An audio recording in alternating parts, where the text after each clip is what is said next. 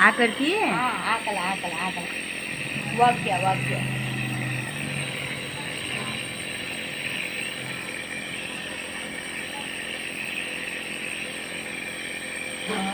असं असं आकलायचं पिल्लू असं आकलायचं बेटा असं आकलायचं